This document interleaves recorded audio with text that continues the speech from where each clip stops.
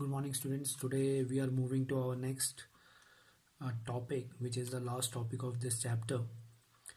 That is expansion and contraction of circular flow, which is also known as injection and leakages.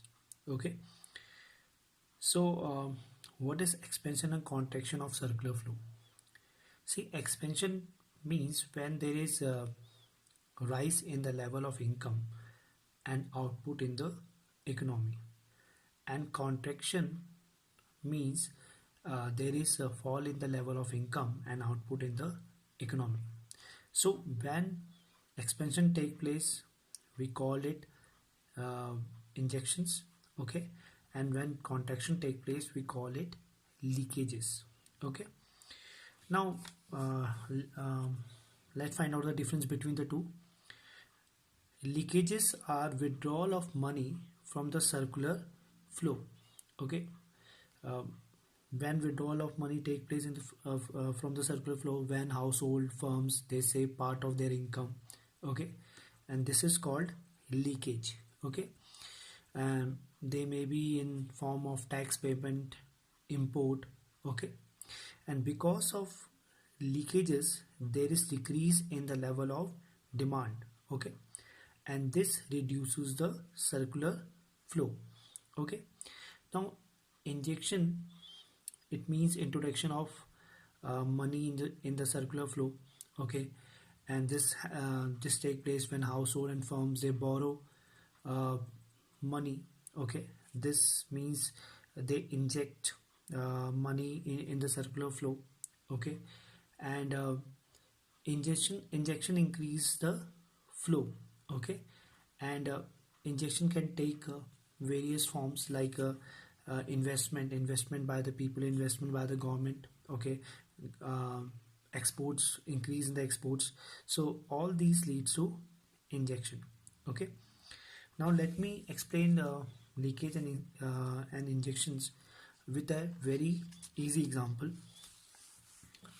See, we already have studied there is two sector economy. There is household sector and producer sector. Okay. See, for example, producer sector, हमें पता है कि household sectors they are owner of factor services, और उसके बदले producer sector क्या होता है, हाउस होल्ड सेक्टर को फैक्टर पेमेंट करता है. ठीक है. अब यहाँ पे for example the factor payment which producer sector is paying to household is 10. Okay. हमें पता है कि टू सेक्टर इकोनॉमी में जो फैक्टर पेमेंट होता है, जितना factor payment household sector को जाएगा उतना ही वो factor payment as a consumption expenditure spend करेगा, जो वापस जाके किस पे जाएगा, प्रोड्यूसर सेक्टर के पास आ जाएगा. ठीक है. Circular flow of money. पर क्या हुआ कि जो हाउस होल्ड सेक्टर है उसने इस 10 रुपीस में से 2 उसने क्या कर दिया, सेव कर दिया. ठीक है. अब यहाँ पे सेविंग का मतलब है कि उसने कोई बैंक में नहीं डाला, उसने बस रख दिए किनारे. ठीक है. और अब 10 रुपये की जगह 8, only 8 rupees is use as a consumption expenditure. Okay. अब प्रोड्यूसर सेक्टर ने पे कितना किया था, 10 रुपये, और आया कितना, 8 रुपये. तो ये जो 2 रुपये है जो इस सर्कुलर फ्लो से निकल गया बाहर, इसे क्या कहते हैं, लीकेज, यानी withdrawal of money from the circular flow. Okay. अब हाउस होल्ड सेक्टर ने कितना स्पेंड किया है, 8 रुपये. प्रोड्यूसर सेक्टर के पास कितना पैसा आया, 8 रुपये. तो इससे क्या होगा कि जो लेवल ऑफ डिमांड होगा वो अब कम हो जाएगी. ठीक है. क्योंकि अब प्रोड्यूसर सेक्टर 10 की जगह कितना प्रोड्यूस करेगा, सिर्फ 8 का करेगा. ठीक है. आगे समझ में. और इससे क्या होगा, ये जो फ्लो है वो अब रिड्यूस हो जाएगा. ठीक है. 10 की जगह अब क्या चलेगा, 8 चलेगा. ठीक है. अब एक हम अनदर केस लेते हैं कि सपोज प्रोड्यूसर सेक्टर ने 10 रुपये हाउस होल्ड सेक्टर को दिए. ठीक. हाउस होल्ड सेक्टर के पास कितने पैसे हैं, 10 रुपये ऐसे फैक्टर पेमेंट.